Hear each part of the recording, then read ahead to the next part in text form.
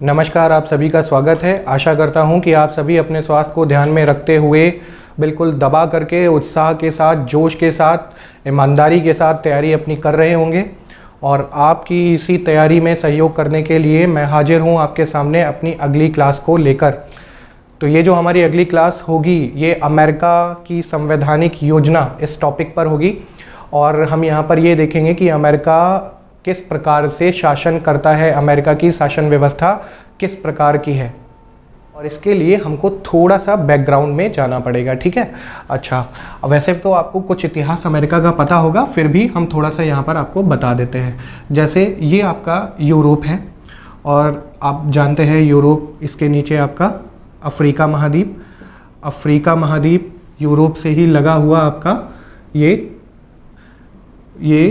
Asia महाद्वीप assume कर लेते हैं, ठीक है। इसको हम अभी काल्पनिक मान लेते हैं, घटना के सभी जो पात्र हैं वो अभी काल्पनिक है, लेकिन कुछ इस तरीके से आप मैप में देख सकते हैं।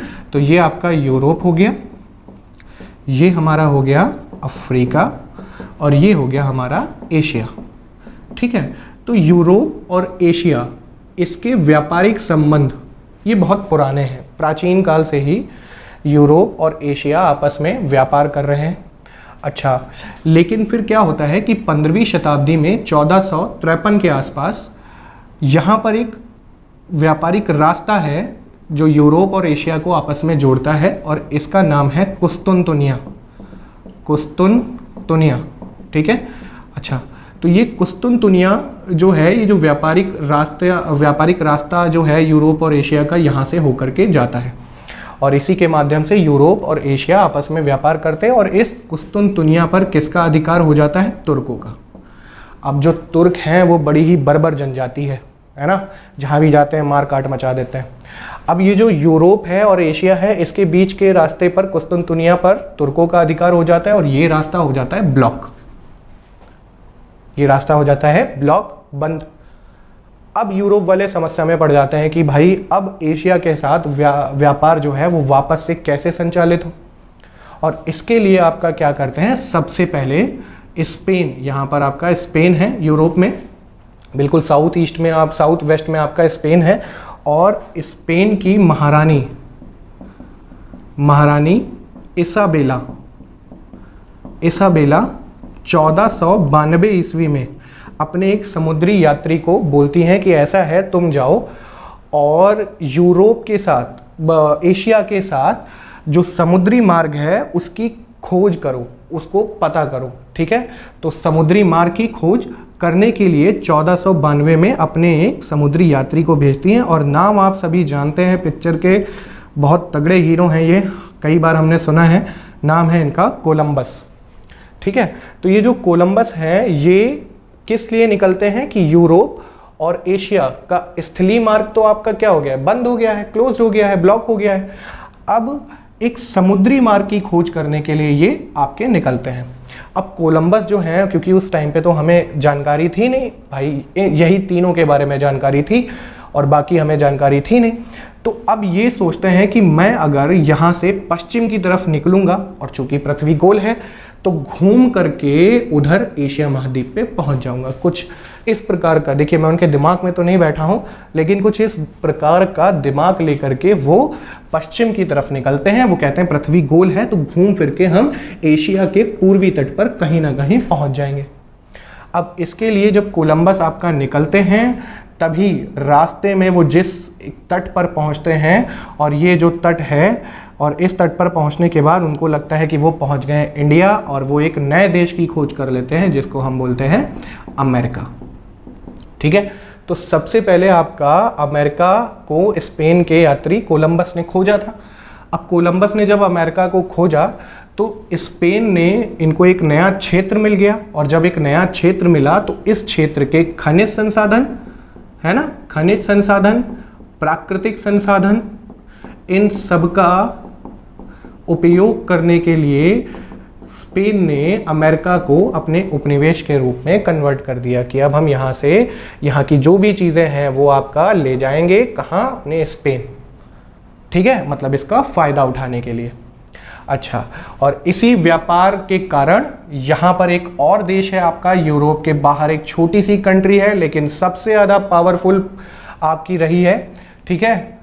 इसका इतिहास तो हम सभी जानते हैं, और इस कंट्री का नाम है इंग्लैंड। और इसी अमेरिका के लिए इंग्लैंड और स्पेन के बीच में युद्ध हो जाता है, और जब ये युद्ध होता है तो उसमें इंग्लैंड, चूंकि वही सबसे पावरफुल कंट्री थी, तो इंग्लैंड आपका क्या हो जाता है, विजयी हो जाता है इस युद्ध में। और ये पूरा का पूरा क्षेत्र किसके अधीन आ जाता है, इंग्लैंड के अधीन आ जाता है। और जब ये क्षेत्र इंग्लैंड के अधीन आ जाता है तो इंग्लैंड इस क्षेत्र के प्राकृतिक संसाधनों का उपयोग करने लगता है। तो जब ये क्षेत्र इंग्लैंड के अधीन आया तब यहाँ पर 13 छोटे छोटे क्षेत्र थे जिसको 13 ब्रिटिश उपनिवेश कहा जाता था, ठीक है। 13 छोटे छोटे क्षेत्र थे जिसको 13 ब्रिटिश उपनिवेश कहा जाता था। और ये जो क्षेत्र थे, यहाँ पर जो लोग रहते थे वो लोग कौन थे, जरा एक बार हम देख लें कि यहाँ पर जो खदानें हैं उनसे प्राकृतिक संसाधन निकालने के लिए, लोहा कोयला ये सब निकालने के लिए अफ्रीका से दासों को लाया जाता था, ब्लैक लोगों को, अश्वेत लोगों को लाया जाता था और यहाँ पर उनसे काम कराया जाता था, ठीक है। तो यहाँ पर कुछ लोग आपके वो थे। उसके बाद यूरोप में जो भी आपके इंग्लैंड में किसान वगैरह थे, क्योंकि इंग्लैंड का तो भौगोलिक क्षेत्रफल आपका कम है, तो इंग्लैंड के जो किसान थे वो आपका सस्ती ज़मीन के चक्कर में, क्योंकि वहाँ पे तो ज़मीन अब मिल नहीं रही, और सस्ती ज़मीन के चक्कर में सभी किसान कहाँ आकर के बस गए, अमेरिका में आकर के बस गए। फिर इंग्लैंड के कुछ अपराधी प्रवृत्ति के लोग और कुछ भिखारी और कुछ वहाँ पर जो ज़्यादा जनसंख्या है उनको जहाज़ों में भर भर के कहाँ भेज दिया जाता था, अमेरिका भेज दिया जाता था। अब अमेरिका में ये सब लोग आपके रहते थे। तो बेसिकली आपके कौन थे, एक तो अश्वेत लोग थे, दूसरा यूरोप से आए हुए, फ्रांस से आए हुए ये सारे लोग थे, इंग्लैंड से जो आए हुए लोग थे ये लोग यहाँ पर रह रहे थे। अच्छा, उसके बाद ये लोग रह रहे थे और धीरे धीरे इन सभी लोगों में भौगोलिक एकता स्थापित हो गई। और चूंकि इंग्लैंड के लिए क्या था, मात्र एक व्यापार करने के लिए एक तरीके से एक सोर्स था, ये एक सोर्स था कि हम यहाँ से व्यापार कर रहे हैं। तो फिर धीरे धीरे इनको ये रियलाइज हुआ कि यार हमारे आर्थिक हितों का नुकसान हो रहा है और इंग्लैंड अपने आर्थिक हित पूरे कर रहा है, हमारा हर तरीके से शोषण हो रहा है, हमको किसी भी तरीके की कोई राइट्स नहीं है, कोई अधिकार नहीं है। और जब इस तरीके की बातें इनके अंदर आई और आपस में एक यूनिटी इनके अंदर क्रिएट हुई, एक एकता इनके अंदर निकल करके आई, और उसी एकता का परिणाम ये रहा कि इन लोगों ने ब्रिटिश इंग्लैंड के खिलाफ, ब्रिटिशर्स के खिलाफ विद्रोह करना स्टार्ट कर दिया। और जब विद्रोह करना इन्होंने स्टार्ट किया तो इन्होंने जो है 1776 में अमेरिका की क्रांति, वो विद्रोह कब सफल हुआ, 1776 में अमेरिका की क्रांति होती है। और अमेरिका की क्रांति ब्रिटिशर्स के खिलाफ होती है, जिसमें अमेरिकी संविधान की स्थापना होती है और ये 13 के 13 उपनिवेश स्वतंत्र हो जाते हैं। और ये उपनिवेश स्वतंत्र होने के बाद क्या करते हैं, आपस में भौगोलिक रूप से एक हो जाते हैं, और एक होने के बाद ये एक नया देश बनाते हैं जिसको हम क्या बोलते हैं, संयुक्त राज्य अमेरिका, यानी कि यूएसए। तो बात आप सभी की समझ में आ गई होगी। मैंने बड़ा आसान भाषा में समझाने की कोशिश की है, अगर नहीं समझ में आई तो उसको कमेंट में ज़रूर लिखें, मैं इस पर दोबारा से वीडियो बना दूंगा, लेकिन इसको पूरी तरीके से समझने की कोशिश करें, ठीक है। तो ये जो फिर देश आज़ाद हुआ ब्रिटिशर्स से 1776 में, इसको हम बोलते हैं अमेरिका। हमने क्या देखा था, हमने देखा कि 1776 में ब्रिटिशर्स से ये 13 उपनिवेश जो हैं वो अलग हो गए, स्वतंत्र हो गए, और स्वतंत्र होने के बाद इन्होंने 1776 में एक संविधान का निर्माण किया और इन 13 उपनिवेशों ने आपस में एकत्रित होकर के एक देश बनाया जिसको संयुक्त राज्य अमेरिका बोलते हैं, ठीक है। अब यहाँ पर देखिए कि मैंने आपको 2 व्यवस्थाएं पढ़ाई थी पिछली क्लास में, कि एक संघात्मक शासन व्यवस्था पढ़ाई थी और दूसरी आपको क्या पढ़ाई थी, परिसंघात्मक शासन व्यवस्था। अच्छा, मैंने आपसे कहा था कि जब कई सारे क्षेत्र आपस में एकत्रित होकर के एक देश का निर्माण, कई सारे क्षेत्र या राज्य आपस में एकत्रित होकर एक देश का निर्माण करते हैं, तो ऐसे देश को क्या बोलते हैं, परिसंघात्मक बोलते हैं। और मैंने आपको बताया था कि परिसंघात्मक व्यवस्था में देश आपसी समझौते के आधार पर आपस में जुड़ जाते हैं और जब समझौता खत्म हो जाता है तो ये अलग हो जाते हैं। ऐसी व्यवस्था को हम क्या बोलते हैं? परिसंघात्मक व्यवस्था कहते हैं। और संघात्मक शासन व्यवस्था में क्या होता है कि ये आपस में सभी देश आपसी समझौते के आधार पर जुड़ते तो हैं, लेकिन इनको बाद में उस देश से अलग होने का अधिकार नहीं होता, यानी कि बाद में कोई भी क्षेत्र कल को उससे अलग नहीं हो सकता। ठीक है, तो शुरुआत में ये 13 उपनिवेश आपस में एकत्रित हुए थे और इन्होंने एक परिसंघात्मक शासन व्यवस्था का निर्माण किया था। लेकिन धीरे धीरे अमेरिका के सुप्रीम कोर्ट के निर्णय के द्वारा अमेरिका की शासन व्यवस्था को कैसा बता दिया गया? संघात्मक बता दिया गया। तो आज की डेट में अमेरिका एक संघात्मक देश है, यानी कि ये जो 13 क्षेत्र हैं, आज की डेट में तो अमेरिका के राज्यों की संख्या लगभग 51 है और ये 13 आज 51 में कन्वर्ट हो गए हैं, मतलब अब राज्यों की संख्या बढ़ गई है और कोई भी राज्य, इन 51 राज्यों में से कोई भी राज्य अमेरिका से अलग नहीं हो सकता। ठीक है, अच्छा, अब अमेरिका की जो व्यवस्था है वो कैसी है? पूरी तरीके से संघात्मक है। अच्छा, अब संघात्मक शासन व्यवस्था की कुछ खास बातें हमने देखी थी कि संघात्मक शासन व्यवस्था में देखिए 2 इकाई हैं, एक आपका क्या है? एक आपका केंद्र होता है और दूसरा आपका संघात्मक शासन व्यवस्था में क्या होते हैं? राज्य होते हैं। ये वही क्षेत्र हैं जो आपस में जुड़े हैं। अच्छा, चूंकि ये राज्य आपसी समझौते के आधार पर जुड़ते हैं और आपसी समझौते के आधार पर जब ये एक राजनीतिक इकाई बनाते हैं, जब ये एक राजनीतिक इकाई आपसी समझौते के आधार पर बनाते हैं तो इनको विदेश नीति, रक्षा, किसी भी देश पर युद्ध की घोषणा करने के लिए एक संस्था चाहिए होती है, जिसको जब ये लोग बनाते हैं तो उस संस्था को क्या बोलते हैं? केंद्र बोलते हैं। तो संघात्मक शासन व्यवस्था में आपने देखा कि केंद्र की उत्पत्ति राज्यों के द्वारा होती है। इसका मतलब केंद्र ताकतवर नहीं होता, राज्य आपके क्या होते हैं? ताकतवर होते हैं। ठीक है, अच्छा, अब आपने यहां पर देखा कि अमेरिका की जब हम बात करें तो अमेरिका में शासन व्यवस्था आपकी कैसी है? संघात्मक। और संघात्मक शासन व्यवस्था की कुछ विशेषताएं अमेरिका के अंदर पाई जाती हैं, जैसे पहला तो लिखित संविधान। लिखित संविधान ये आपका अमेरिका के अंदर पाया जाता है। ठीक है, क्योंकि लिखित संविधान इसलिए होना जरूरी है क्योंकि केंद्र की शक्तियों को और राज्य की शक्तियों को संविधान में व्यवस्थित रूप से लिखा जा सके ताकि कल को बाद में कोई विवाद ना हो। तो एक लिखित संविधान संघात्मक शासन व्यवस्था की विशेषता है। दूसरा आपका क्या होनी चाहिए? दोहरी नागरिकता होनी चाहिए।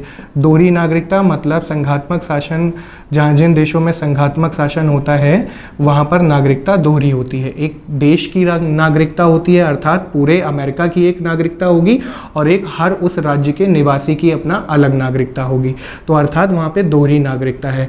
तीसरा, वहाँ पे अमेरिका में शक्तियों का पृथक्करण है। संविधान में शक्तियों का पृथक्करण है, अर्थात जो संविधान है वहाँ पे राज्यों की शक्तियाँ और केंद्र की शक्तियाँ स्पष्ट रूप से लिखी हुई हैं ताकि कल को किसी भी तरीके का कोई विवाद ना हो।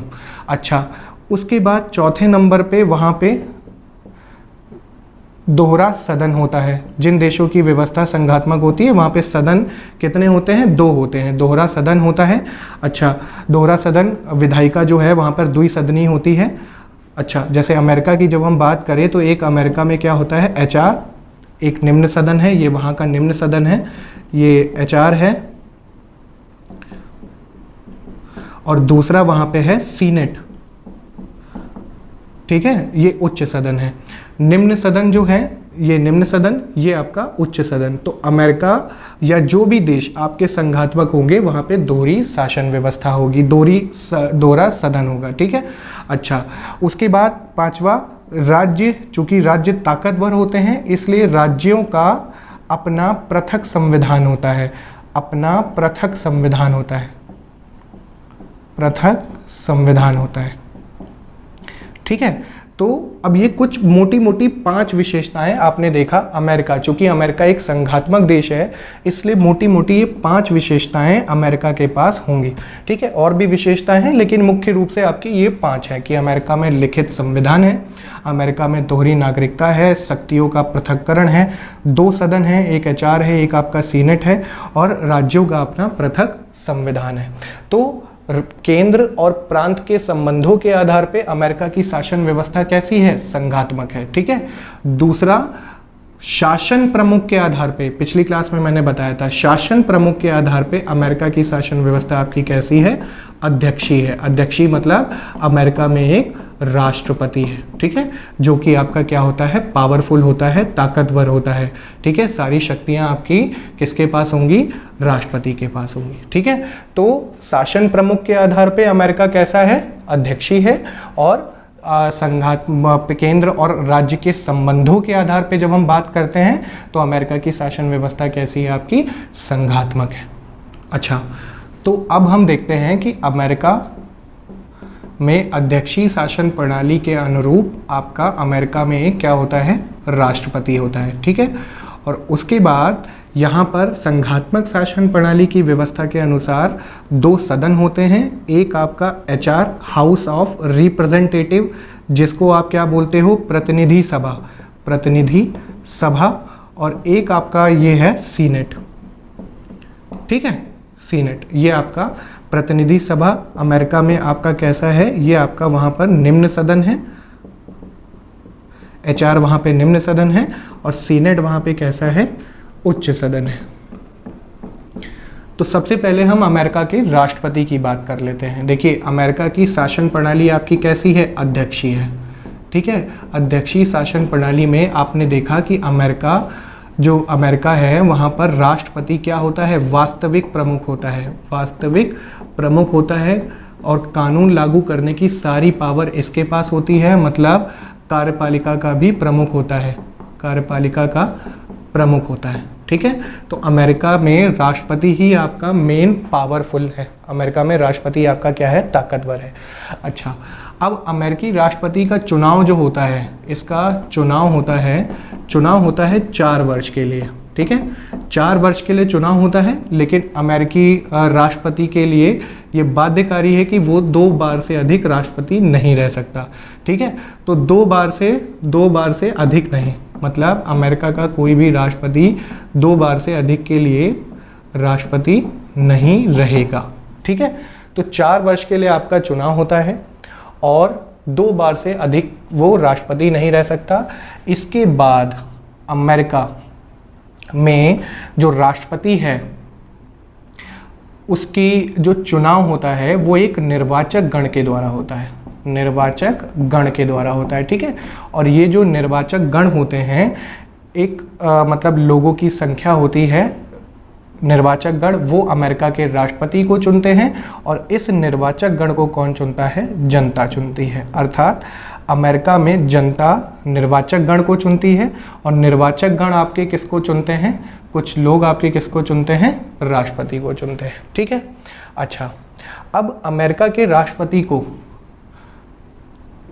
हटाया जाता है महाअभियोग के आधार पे, जो कि लगाना और उसको साबित करना, महाअभियोग वहाँ पर बड़ा मुश्किल है लगाना। तो अमेरिका के राष्ट्रपति को महाअभियोग के आधार पर हटाया जा सकता है। यदि अमेरिका के राष्ट्रपति ने आपका रिश्वत ली हो, भ्रष्टाचार किया हो या कोई भी अपराध किया हो, तो उस पर महाअभियोग की कार्यवाही की जा सकती है और महाअभियोग के द्वारा उसको हटाया जा सकता है। मेन कार्यपालिका प्रमुख है, अर्थात सभी निर्णय लेने की, पूरे अमेरिका देश के सभी निर्णय लेने की जो जिम्मेदारी है वो राष्ट्रपति के पास है और इसीलिए वहाँ का राष्ट्रपति पावरफुल है। अच्छा, अमेरिका में जो राष्ट्रपति है वो अपने मंत्रियों का चुनाव जो है, चुनाव करने के लिए उसके ऊपर ये बाध्यकारिता नहीं है कि उसके जो मंत्री हैं वो प्रतिनिधि सभा या सीनेट से होने चाहिए। अमेरिका का जो राष्ट्रपति है वो मंत्री का चुनाव अपने विवेक से कर सकता है। विवेक से मतलब वहां पर किसी भी व्यक्ति को, अमेरिका के राष्ट्रपति को जो भी उचित लगे वो किसी भी व्यक्ति को अमेरिका का मतलब रक्षा मंत्री बना सकता है, विदेश मंत्री बना सकता है। मतलब ये जरूरी नहीं है कि उसके जो मंत्री होंगे वो कहाँ से, प्रतिनिधि सभा से हों, मतलब यहाँ से हों या आपके सीनेट से हों। ठीक है, तो इसमें ये आपका जरूरी नहीं है। ठीक है, तो ये बात आपकी समझ में आ गई। चलिए अब देखते हैं कि अमेरिका, चूंकि अमेरिका में संघात्मक शासन व्यवस्था है इसलिए अमेरिका में क्या होगा, दोहरा सदन होगा। दोहरे सदन के रूप में वहाँ पे एक HR है, प्रतिनिधि सभा, और दूसरी आपकी क्या है, सीनेट। प्रतिनिधि सभा यहाँ पर क्या है, निम्न सदन है, ठीक है। और सीनेट जो है आपका, ये कैसा सदन है, ये उच्च सदन है, ठीक है। अच्छा, इनको संयुक्त रूप से हम क्या बोलते हैं, इनको संयुक्त रूप से हम कहते हैं कांग्रेस, ठीक है। तो मतलब अमेरिका की जो विधायिका है, कानून बनाने वाली संस्था, विधायिका क्या है, कानून बनाने वाली संस्था, ये दोनों मिलकर के कानून का निर्माण करते हैं। और कार्यपालिका क्या है, राष्ट्रपति। तो कार्यपालिका विधायिका से पूरी तरीके से अलग है, ठीक है। अच्छा, तो अब ये जो कांग्रेस है यही आपकी विधायिका है। अच्छा, अब ये जो प्रतिनिधि सभा है, इसमें जो टोटल नंबर ऑफ मेंबर हैं वो शायद 435 के आसपास हैं, ठीक है। और ये जो 435 सदस्य हैं, ये 2 वर्ष के लिए चुने जाते हैं, 2 वर्ष के लिए चुने जाते हैं। और ये 435 सदस्यों क्या का ये जो कार्यकाल है, इसे किसी भी परिस्थिति में घटाया या बढ़ाया नहीं जा सकता। और ये 435 सदस्य सीधे किसके द्वारा चुने जाते हैं, जनता के द्वारा, ठीक है। 2 वर्ष के लिए आपके चुने जाते हैं। अच्छा, दूसरा आपका उच्च सदन है। अब उच्च सदन में हर राज्य से एक प्रतिनिधि आता है। वर्तमान में अमेरिका में राज्यों की संख्या कितनी है, 51। तो 51 से आपके 2 प्रतिनिधि आता है, तो 51 से 2 प्रतिनिधि आते हैं, मतलब अमेरिका के सीनेट के कितने मेंबर होते हैं, 102। तो अमेरिका में लगभग 102 मेंबर आपके कहाँ हैं, सीनेट में हैं, ठीक है। अच्छा, अब सीनेट के जो सदस्यों का जो कार्यकाल होता है, ये क्या होता है, ये 6 वर्ष का होता है। कितने का होता है, 6 वर्ष का। और 6 वर्ष का ये जो कार्यकाल होता है, इसमें प्रत्येक 2 वर्ष बाद, प्रत्येक 2 वर्ष बाद 1/3 सदस्य सेवानिवृत्त हो जाते हैं। 1/3 सदस्य रिटायर हो जाते हैं, ठीक है, सेवानिवृत्त हो जाते हैं। और सेवानिवृत्त होने के बाद उनकी जगह पर नए सदस्य आ जाते हैं। इसलिए ये वाला जो सदन है, सीनेट जो आपका सदन है, उच्च सदन है, ये आपका क्या सदन होता है, स्थायी होता है। अर्थात ये कभी भी भंग नहीं होता, ये 2 वर्ष बाद भंग हो जाता है, इसलिए निम्न सदन है। और ये आपका कैसा सदन है, अस्थायी। लेकिन ये आपका स्थायी सदन है क्योंकि ये भंग नहीं होता। और यहाँ पर प्रत्येक 2 वर्ष बाद 1/3 सदस्य रिटायर हो जाते हैं, उनकी जगह पर 1/3 आ जाते हैं, ठीक है। अच्छा, तो ये आपकी सीनेट हो गई। उसके बाद अमेरिका में एक राष्ट्रपति की जगह उपराष्ट्रपति भी होता है। और उपराष्ट्रपति जो है वो सीनेट का सभापति होता है, मतलब सीनेट की बैठकों की अध्यक्षता करता है। तो ये आपका सभापति होता है। और इसका भी कार्यकाल कितना होता है, 4 वर्ष। यदि अमेरिका के राष्ट्रपति को महाभियोग के कारण या किसी भी कारणवश या त्यागपत्र दे दें, किसी भी कारणवश अमेरिका का राष्ट्रपति अपने पद से हट जाता है, तो उपराष्ट्रपति जो है वो उसकी भूमिका संभालता है। बात आपको क्लियर हुई?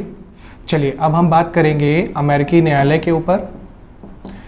तो जो अमेरिकी न्यायालय है, अमेरिका में आपके सुप्रीम कोर्ट है, देन आपके हाई कोर्ट है। लेकिन वहाँ का जो न्यायपालिका है अमेरिका की, ये काफ़ी ज़्यादा पावरफुल है, ताकतवर है। और इसलिए ताकतवर है क्योंकि अमेरिका में संघात्मक शासन व्यवस्था है। और आपने देखा कि अमेरिका में केंद्र भी है और राज्य भी है। केंद्र को अलग शक्तियां हैं, राज्य को अलग शक्तियां हैं, संविधान में इन शक्तियों का वर्णन है। लेकिन फिर भी केंद्र और राज्य के बीच अक्सर आपके विवाद होते रहते हैं। और उन्हीं विवादों को सुलझाने के लिए, निपटाने के लिए अमेरिकी न्यायालय की व्यवस्था की गई है। अब चूंकि विवाद अक्सर आते रहते हैं और इसीलिए अमेरिकी न्यायालय जो है वो काफ़ी ज़्यादा ताकतवर है, काफ़ी पावरफुल है, ठीक है। अच्छा, जब हम इसकी संरचना की अगर बात करते हैं तो अमेरिका में कुल 9 न्यायाधीश हैं, 9 न्यायाधीश हैं, जिसमें से आपका इस 9 में से एक आपका मुख्य है, ठीक है। और ये न्यायाधीश आजीवन अपने पद पर रहते हैं, ठीक है, आजीवन अपने पद पर रहते हैं। इसीलिए कई बार भारतीय न्यायपालिका के लिए कहा जाता है कि उनका जो भारतीय न्यायाधीश हैं उनका कार्यकाल काफ़ी कम है, ठीक है। वो और भी आगे सेवा दे सकते हैं, फिर भी वो पहले रिटायर हो जाते हैं। अमेरिका में व्यवस्था देखिए, ये आजीवन अपने कार्य मतलब जब तक ये चाहें तब तक अपनी सेवा दे सकते हैं। अच्छा, अगर वो त्यागपत्र देना भी चाहें तो जैसे इनका जो मतलब ये या तो 10 वर्ष तक सेवा दे चुके हों या 70 वर्ष की आयु पूरी कर चुके हों, तभी ये त्यागपत्र दे सकते हैं, ठीक है। तो कहने का मतलब ये है कि अमेरिका में जो देखिए न्यायपालिका है, वहाँ पर न्यायाधीशों का काफ़ी लॉन्ग टर्म है ना, तो काफ़ी ज़्यादा समय तक ये जो है वहाँ पर अपनी सेवा दे सकते हैं। भारतीय संदर्भ में जब हम बात करते हैं तो इसी का हम उदाहरण लेते हैं कि भारतीय जो न्यायपालिका है वहाँ पर न्यायाधीशों के लिए जो आयु है, उनका जो कार्यकाल है वो काफ़ी कम है, ठीक है। तो इसलिए हमें अधिक से अधिक न्यायाधीशों की आवश्यकता पड़ती है, इसीलिए हमारे यहाँ न्यायाधीशों की कमी है। अच्छा, एक कारण नहीं है, लेकिन हाँ एक कारण हो सकता है। अच्छा, और संघात्मक शासन व्यवस्था होने के कारण, केंद्र और राज्य के आपसी विवादों के कारण, मूल अधिकार के कारण अमेरिकी न्यायपालिका जो है वो काफ़ी ज़्यादा वहाँ पर ताकतवर है, काफ़ी ज़्यादा पावरफुल है। तो जो भी संघात्मक देश होंगे वहाँ पर ऑब्वियसली न्यायपालिका जो है वो काफ़ी ताकतवर होगी ही। भारत संघात्मक देश है, इसलिए भारत में भी न्यायपालिका ताकतवर है, ठीक है। लेकिन भारत संघात्मक देश से कुछ अलग है। जब हम भारत के बारे में पढ़ेंगे, पूरी उसकी राजनीतिक व्यवस्था समझेंगे, तो हम देखेंगे कि किस प्रकार से भारत जो है वो संघात्मक शासन व्यवस्था के भी कुछ प्रॉपर्टीज भारत ने ले रखी हैं, कुछ एकात्मक शासन व्यवस्था कुछ ब्रिटेन से भी भारत ने ग्रहण कर रखा है। तो कई सारा भारत मतलब एक मिला जुला है, और आपको बड़ा बढ़िया लगेगा जब आप इसको हर चीज़ को बड़े अच्छे से समझने की कोशिश करेंगे। चलिए, अब इसके बाद हम नेक्स्ट क्लास आपकी लेके आएंगे ब्रिटिश संवैधानिक योजना के ऊपर। तो तब तक आप सभी पढ़ें, स्वस्थ रहें, अच्छे रहें।